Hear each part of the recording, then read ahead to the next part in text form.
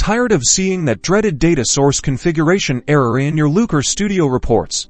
Let's quickly reconnect your Google Sheet and get your reports back on track.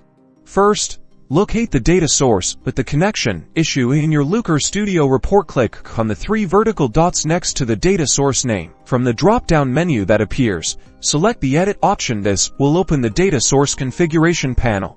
You should see a Reconnect button. Click on it.